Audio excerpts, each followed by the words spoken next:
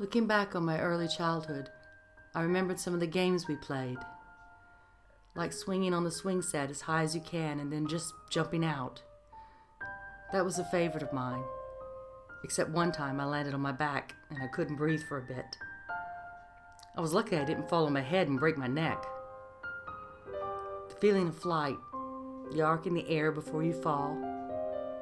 If you take off from the ground in a good grand jeté, for a second it soars. Why did I think I could fly? I also enjoyed stretching out my arms wide and spinning round and round till I was very dizzy and would fall down. This was decades before I did hallucinogenics. I'll never know what that was all about. There was a new girl in school. In a rural area, we don't get a lot of new kids. I have never been a new kid, growing up in the same house all the school-age years. Typically, everyone is interested in the new kid, so they are popular for about a week, and then they are not anymore. The new shine has worn off. This new girl, Lee, was tall and pretty, but that wasn't too important then. Kids are more interested in what you have, like your shoes, clothes, pocketbook. I had a pretty leather one with an owl, the envy of the other kids. So my two friends, Deborah and Dawn, we girls clung together like glue. Every recess, before class, after class. They decided, and I do not know why, to play a mean game on the new girl, now that she was alone and vulnerable. I also don't know why they decided they hated her. I had been friends with Deborah for years.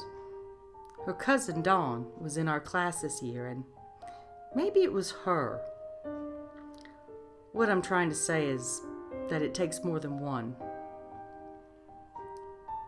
The game was that we were acting, pretending to fight with each other in front of the new girl.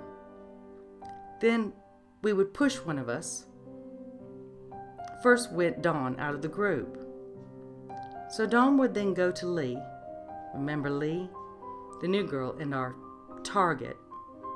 And say she wanted to be her friend. And would pretend to be her friend for a whole week. And on the 5th day, dump her. I don't like you. I never liked you.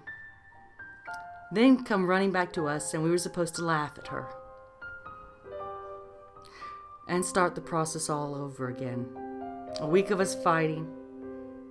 And then this time, kicking out Deborah. She'd go to Lee, wanting to be her friend. I remember on the 5th day this time, as clearly as if it was yesterday, Lee crying when she was cornered by us in the bathroom, and Deborah telling her she wasn't her friend and she never liked her. I felt so bad. Dawn and Deborah were like, well, next week it's your turn. Over the weekend I talked to my mother. I told her what we were doing to this new girl, and that I didn't want to do it. I don't think it occurred to me that what we were doing was wrong until I saw Lee crying. And she was trying so hard not to cry. Children picking on each other is nothing new. I got grief for having red hair. But this was well orchestrated and just plain nasty and cruel. Cornering a person and hurting them because they are vulnerable and you know you can do it and get away with it. That's not the same as stepping on a bug. But that was the attitude to it. So now it's my turn, Monday morning. And I say no. It may have been the first, most brave thing I had done as a child. Not like jumping out of a swing at all. More scary. I told Deborah and Dawn that it was wrong, and I wasn't going to do it, and that I really wanted to be Lee's friend. And to my surprise, they agreed. And she became our friend for real. I wasn't always a little angel. I'll save that for later.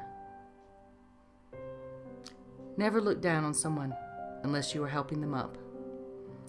Said by the Reverend Jesse Jackson. And that's my story.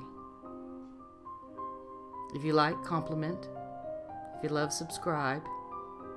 And don't forget to take hostages.